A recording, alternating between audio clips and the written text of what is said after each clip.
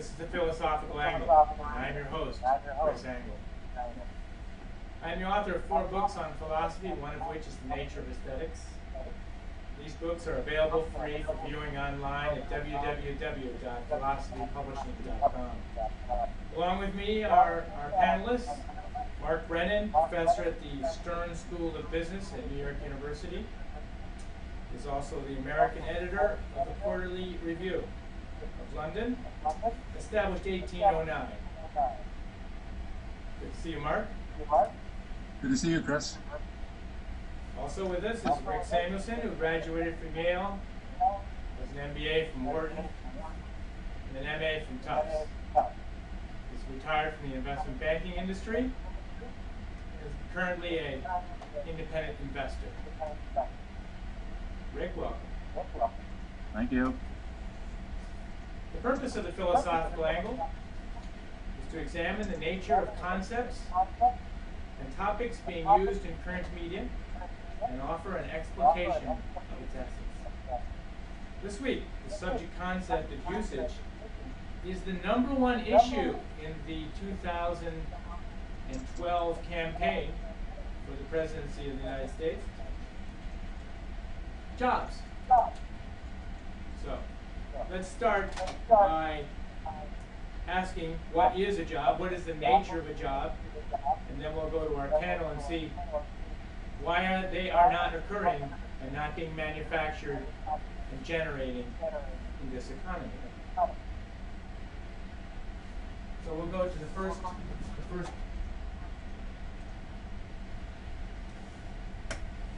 graph here. We know that in everything a person does, he does for a sacrifice. And this includes when somebody goes for a job. In the morning, you get up. In the morning, you go to work. And at work, you sacrifice your time, your effort. You use your information, and you use your knowledge. And you do this in an atmosphere of risk. And this produces a reward. And the reward is your paycheck when you come home.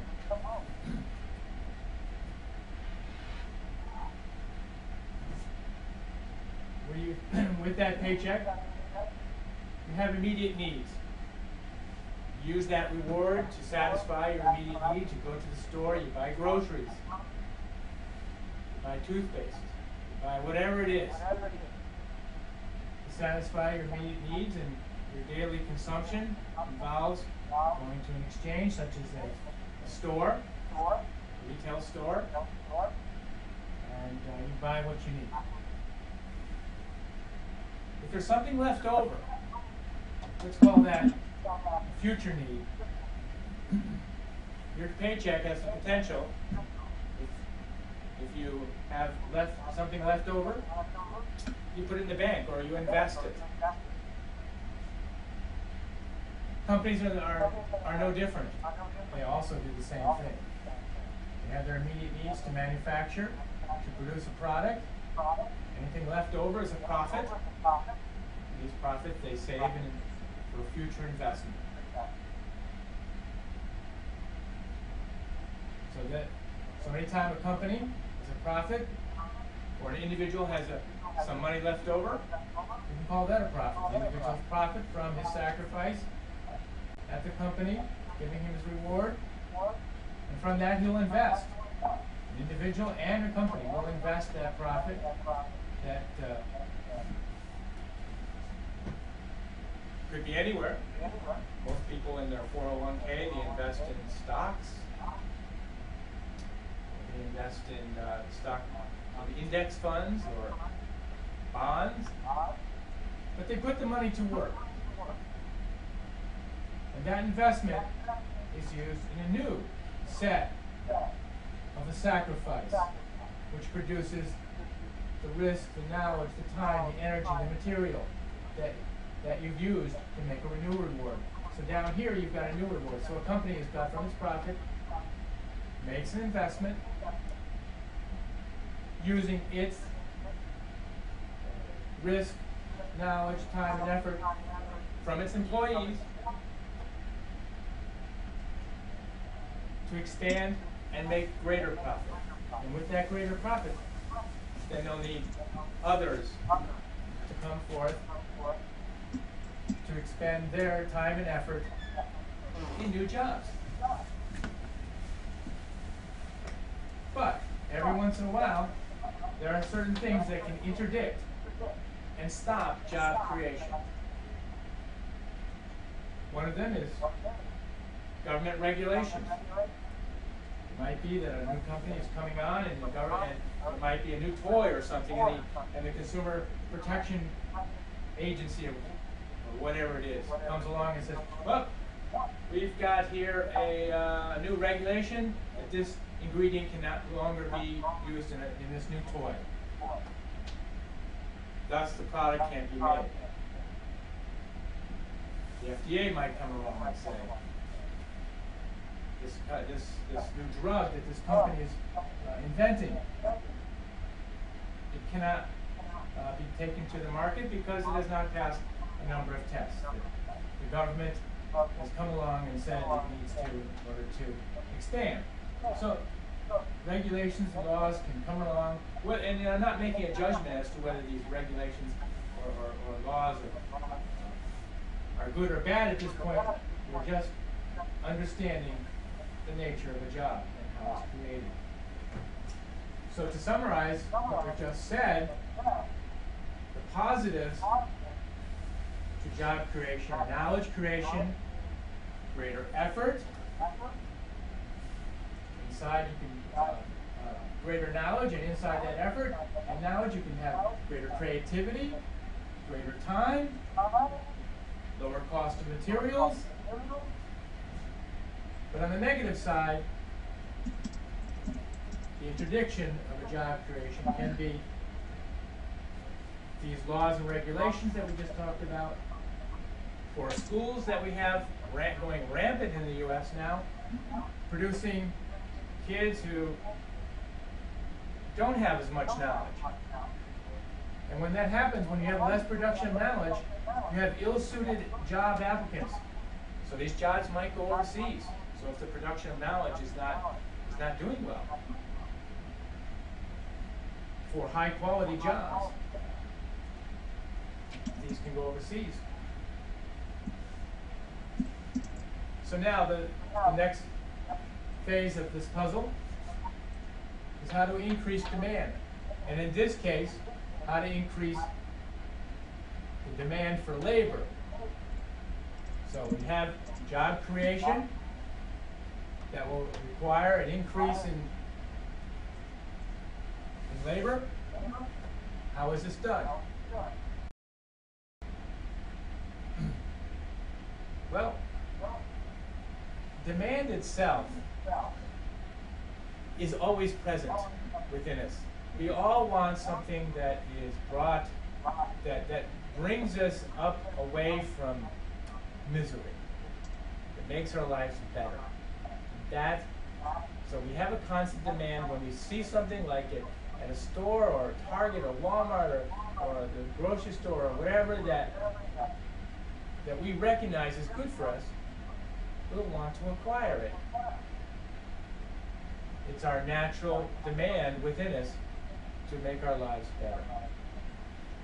So it is the ability to demand more that is a profit that allows us to increase our demand for all those things that will make our lives better.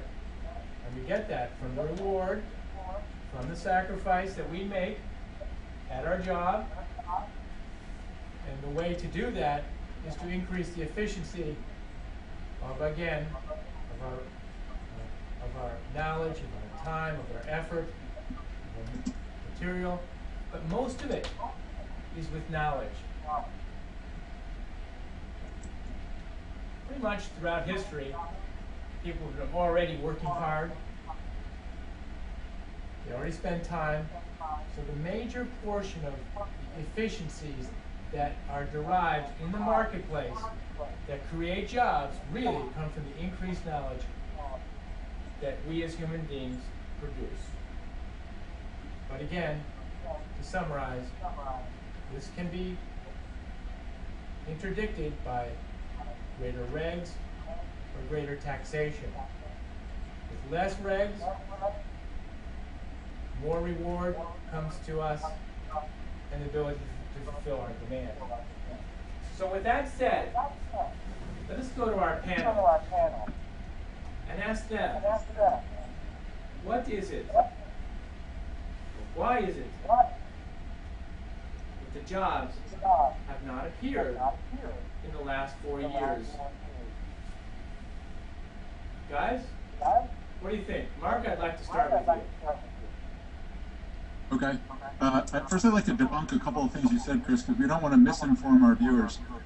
First, you said that everything he does, meaning your abstract economic actor, he does for sacrifice, and that's not true. People just kind of go out into the market and contribute their inputs, whether it's labor or capital, in pursuit of their self-interest of gaining profits.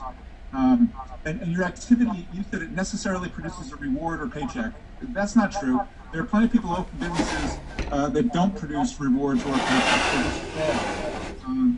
You finally got to the point where you got to consumption savings, and the excess of your paycheck over your consumption is equal to savings, and you must do something with it. And then it started making sense. But I want to make sure that those first points were clear. What we need to do, and what we'll get from the two wings of the war party, the extreme leftist Democrats and the slightly far left Republicans, will be wand waving and waving magic wands saying, oh, we need more jobs. The part of the equation they'll leave out is that the jobs that this country needs more than anything else are manufacturing jobs. High-paying, value-added manufacturing jobs have the highest ratio of subsequent job creation from them. So a high-paying manufacturing job will generally throw off 6 other jobs in the economy. We have, as you mentioned, largely through regulation, but also through our tax code, through corporate governance, we have outsourced and driven many of our manufacturing jobs overseas. So you mentioned things like, well, you didn't mention, I'll throw out two, Obamacare and the minimum wage law. The minimum wage law outlaws employment below a certain wage where people are happy to provide that service. But more importantly, things like mandatory health care. If you can open a factory in China and not have to pay health care, not pay benefits, not pay all these figures you have to pay here, you can access that labor cheaper overseas. And so corporate America, which I, again, will throw out as the least patriotic institution to ever spring from American soil, is more than happy to ship those jobs to those foreign countries where these costs will be absorbed by those societies. We call them externalities. And we have no problem with them, abusing their employees. OSHA doesn't apply. Healthcare is nothing to pay for, so they're cheaper. The problem is, here's the biggest problem, and here's where we really have to get tough. What the United States government has to do is say, fine, you can export those jobs, but those products, when they come back to this country, either they're not allowed back in, or we're going to tariff them so high that they'll be equivalent to the American products. Because, at the end of the day, we're making a bad statement. Corporate America is making a bad statement in terms of the factories it opens overseas and some of its treatment of its employees. But at the same time, issues like pollution and things like that, where American manufacturers in this country have to obey and abide by these things so we don't ruin the world, those issues are just swept under the carpet to some banana republic dictator who's happy to have us there. Rick, any comment? Well, yeah, I'd have to strenuously disagree on that latter point. I think we revisit history. America tried that with the Smoot-Hawley legislation. The 30s experienced an enormous contraction in trade, and we know the result of all that in World War II. But that aside, I take those points. I don't think there's any way to control outsourcing per se if it makes economic sense. And I wouldn't agree with applying tariffs as a sensible response in most cases. There may be specialized cases where it would make sense. But I think there are other issues at work here as well that the administration has worsened with its policies at the margin. We all knew that this would be a slow recovery, at least in the construction sector, right? But why did this happen in the first place? Well, there was Fannie Mae and Freddie Mac as major actors in the subprime loan market, and so in a way, the government's responsible for having created this enormous bubble. In any case, we are where we are. In order to deleverage on the back of that, there was a necessary period of adjustment, and it looks to me as if we're toward the end of that. We could have gotten there sooner, I would argue, if the government had taken measures to have the real estate market clear faster, but of course it chose not to. But that's kind of a separate discussion. There are a number of areas where the Obama government has acted directly against the interests of business in terms of increasing hiring. I'll give you some examples. And these are admittedly small, but they add up. The National Labor Relations Board. There's enormous public fight, and we see it here in Washington particularly because it involves Boeing, where the National Labor Relations Board effectively sued Boeing for building a plant in South Carolina. Well, this is ridiculous. Okay? And the reason they did it was to access cheaper labor within the United States. And for the federal government to take any role in these sorts of issues is utterly ridiculous. It actually puts off potential hiring. Boeing has lots of demand, and so there are numerous instances of that sort, this being a high-profile case, but there are others where the federal government has discouraged corporations from having the freedom to invest where they want, even within the United States. Number two, welfare. This is an administration that has encouraged growth in welfare rolls. Food stamps have doubled. The number of persons getting food stamps have doubled. So we're now up to $80 billion or something like that in just food stamps alone.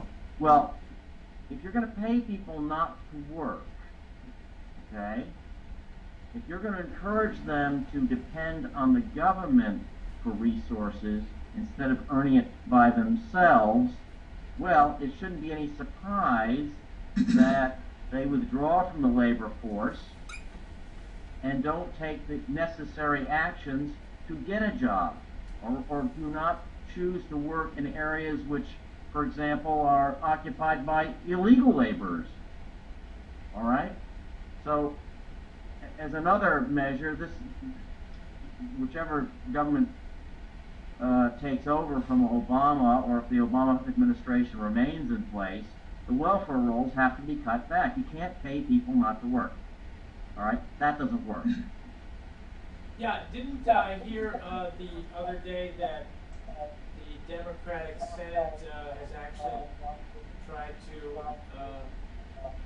cancel the Clinton Work for Welfare Payment program?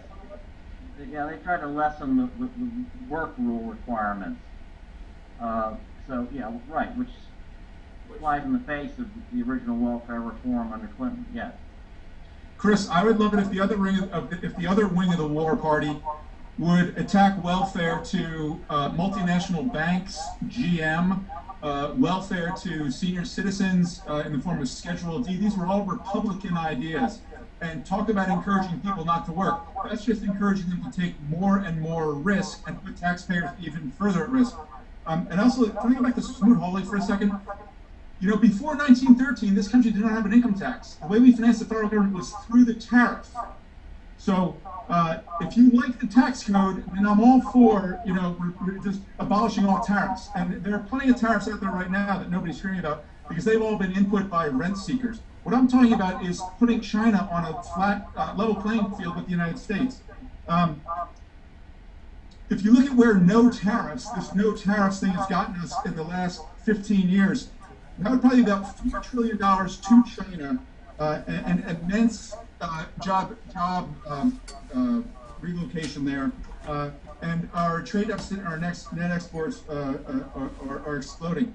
And Rick mentioned Boeing, which can basically close up shop pretty soon because China has stated that it will not purchase any more Boeing or Airbus jets, medium-range Boeing or Airbus jets, because they have taken those jets and they have re-engineered them themselves. They're just going to build it themselves. So when we talk about tariffs, I'm talking about tariffs until China starts playing fairly with us.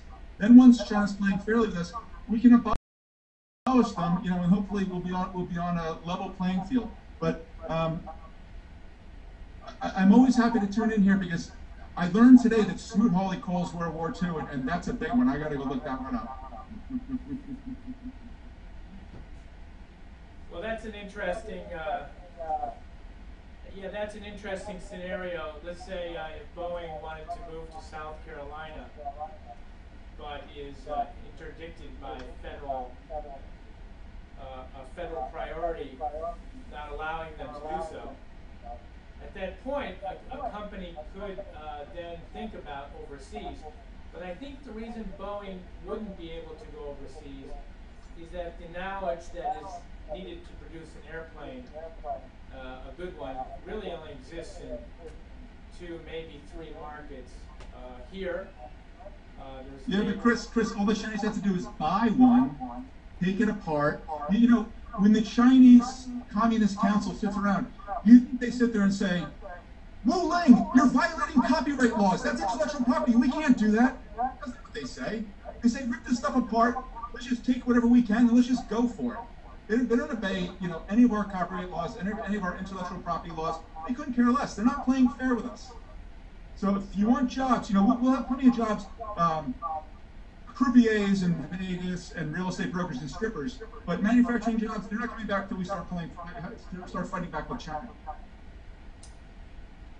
Could be, but I suspect that the reason Boeing didn't go overseas is that, again, the amount of knowledge in order to put together airplanes is really only in Europe, here, and possibly in Japan.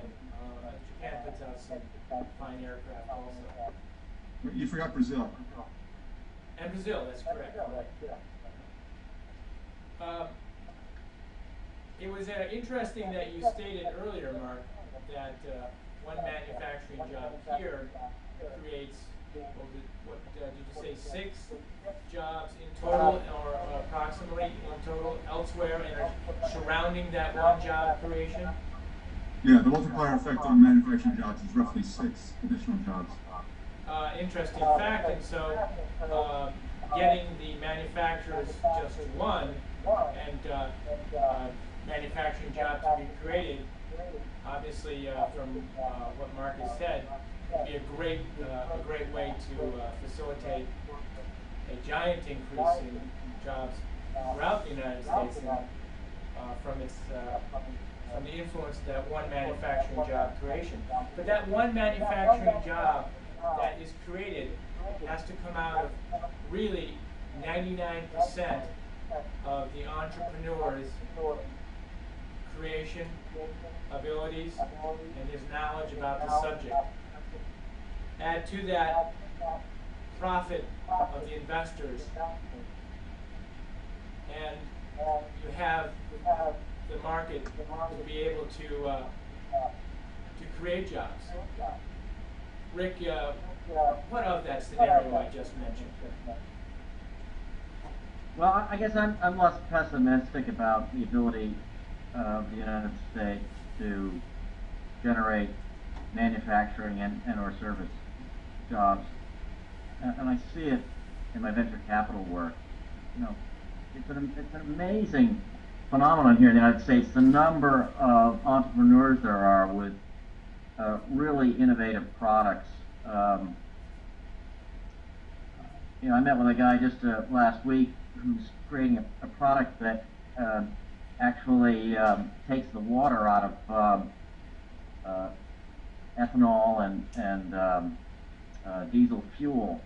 As you may know, because we use ethanol much more than in the past, and because ethanol has a much higher water concentration than regular fossil fuel, it effectively rots if it's left to sit in a tank for too long, and this can damage engines and so forth. Well, this guy's come up with a filter that removes that moisture.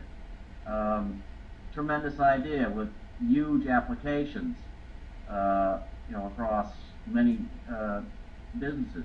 Particularly the boating industry. Oh my gosh. Well, boating for sure.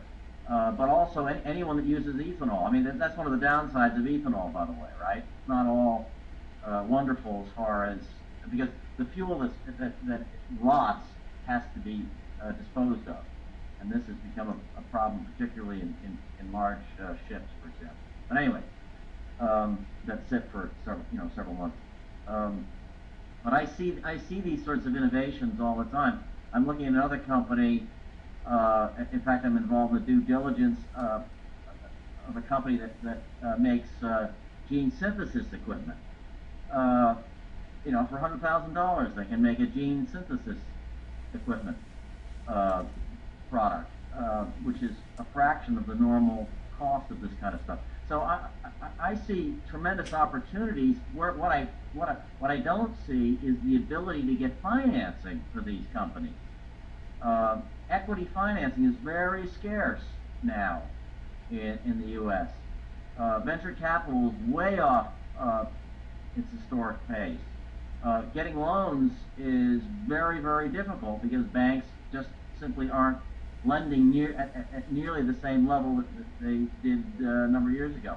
So I see more issues surrounding that with entrepreneurial activities than anything else. Hey, Chris, that's interesting. But I learned last week that all these entrepreneurs that Rick is congratulating, they didn't make that stuff themselves. They didn't do that. But you know what else? There's probably no better piece of evidence than the Hindu spirit of American entrepreneurs than this. Cut through all the nonsense, all the regulatory nonsense that we throw at these guys, all the impediments that the government puts in their way. And think about this. At the end of the day, Obama gets in their face and he says, you know what? Have fun, have at it. When you die, I'm taking half of everything you made. Enjoy it.